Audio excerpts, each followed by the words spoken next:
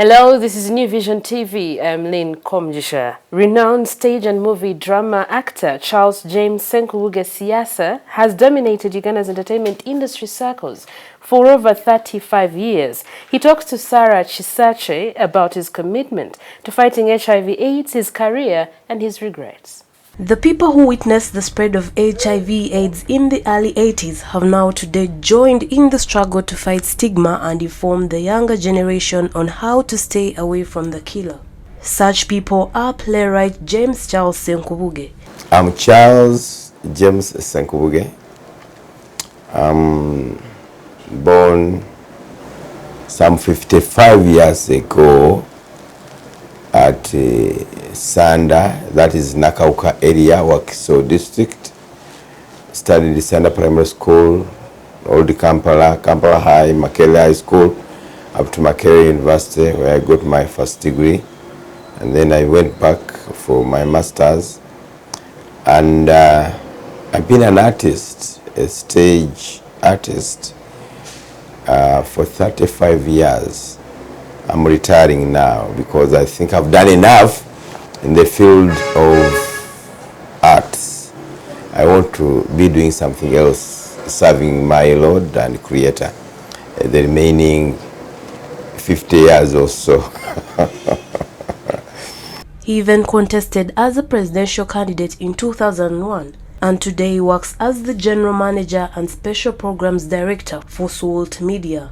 Yes. Some landmarks. I'm married with 4 children. I contested for presidency, Republic of Uganda, and I almost made it. And yes, I love whatever I do.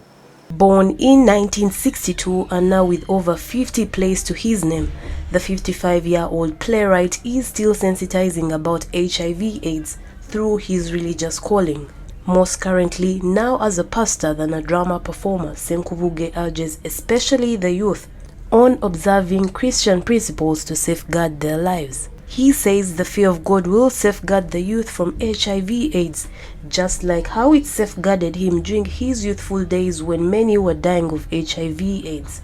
He worries for today's youth who have no fear of God and says these are easily taken into life's pleasures which will end them. The most valuable thing you can ever give to a son, your daughter, is the fear of God. That fear of God shapes people. That is sinning. I will not do that. I will not get there and not get involved in that. I give you an example. Me, I'm a living example. I was almost on my own. The desire to sensitize about HIV AIDS lies in a burden imposed on his life after losing family to HIV AIDS. Writing in Ndiwulira was from my heart. I had buried 3 sisters and 2 brothers. Ssenkubuge joined the world of the performing arts at Kampala High School alongside school colleagues the likes of Aloysius Matovu and Andrew Benon Chibuka. They grew into the world of performing arts. Me, I joined the arts to pass my exams. We are students at Kampala High School, and we are doing that play by that Nigerian writer, Nobel Prize winner, Wole Soyinka. It is called The Road. If you have ever read Soyinka, is a very complex writer. So we decided that as a class that we study Wole Soyinka, that we act the play, so that we leave the characters therein as a way of understanding them. Yes, we did act them, we did understand them, and we passed the exam.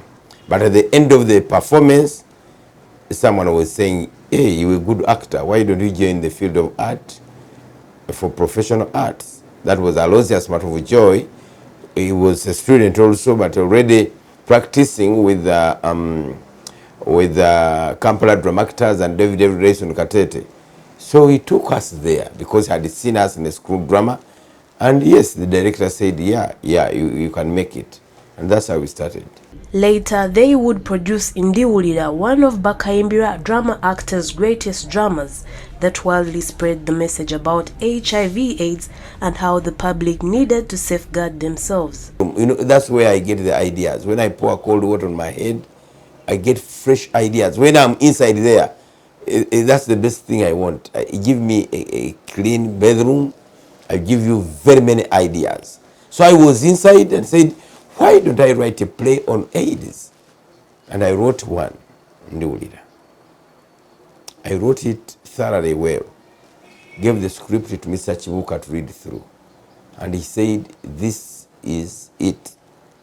And we decided that we are going to start the rehearsals on Monday that week. And we agreed on Monday, we are calling members for rehearsals. Will you believe?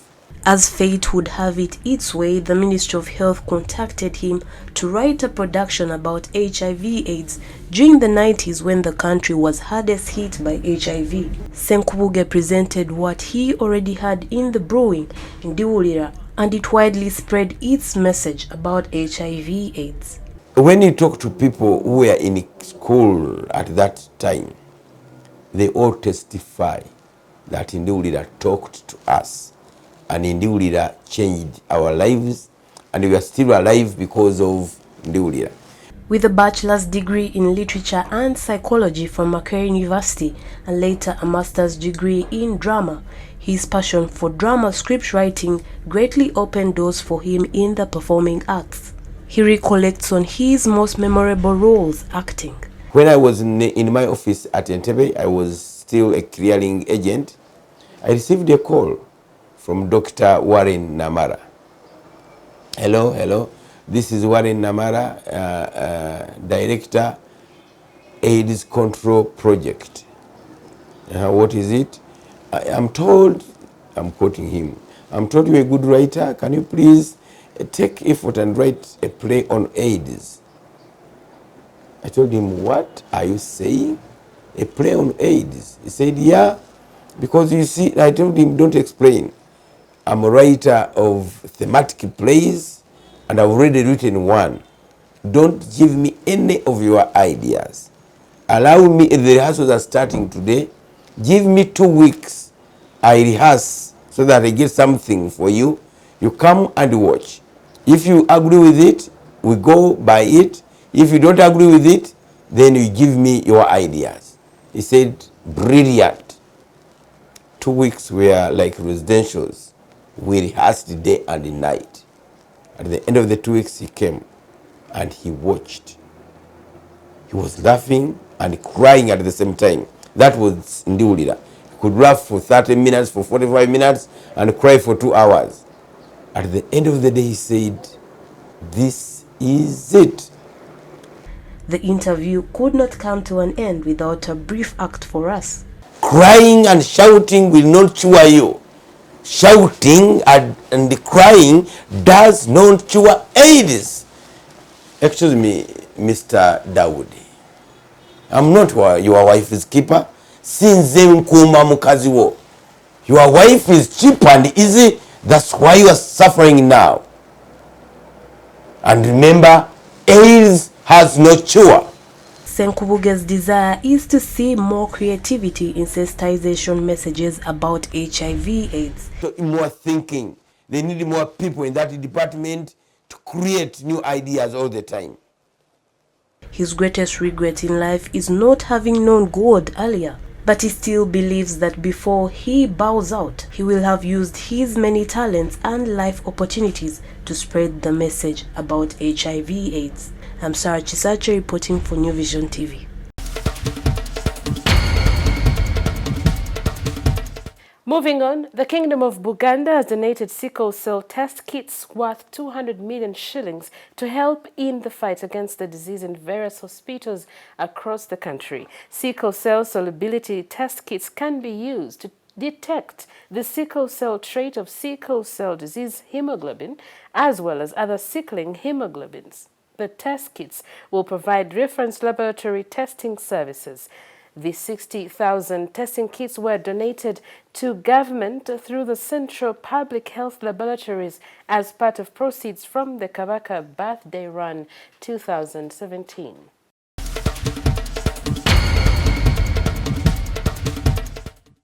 And in sports news, the Baz Pirates beat Hima Cement Heathens 23-16 in the now Special Premier Rugby League to prove to the rugby fraternity that they did not fluke this year's Uganda Cup victory. Pirates have now set a record of being the only club that has beat Heathens in 3 consecutive games. They beat Heathens in the second round of the 2016-2017 Rugby League, then defeated them in the Uganda Cup final 31-20, and again defeated them on Saturday with 23-16 defeat at Legends Rugby Club. Pirates coach Bobby Musingzi stated that his team has no magic, but players just enjoy doing what they love most. Heathens coach Mohamed Athio attributed the defeat to lack of that aggressiveness from his players.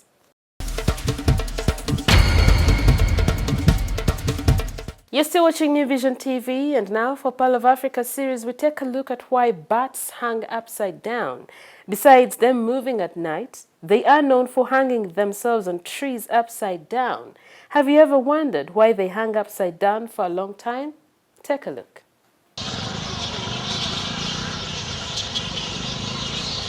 Bats are known to hide in corners of rooms and trees. These mammals are out and about from dusk to dawn in search for food sources such as mosquitoes, June beetles, and other flying insects. Interestingly, they don't feed on humans. They don't even eat food that has blood or meat. They always hang upside down since it is believed to be the best position for them to take off from. It's difficult for birds to take off from a stationary position on the ground, so they cling on rafters, branches, and other locations high above humans' heads.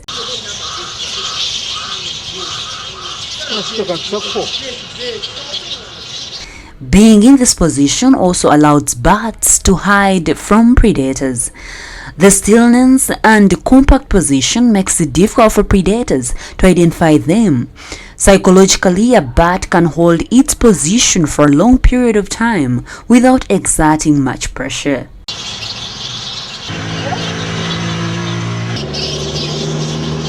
For more Pearl of Africa stories, visit our website www.newvision.co.ug. Our newspaper, The Sunday Vision, is also another home of adventures, so get your copy every Sunday for Pearl of Africa stories.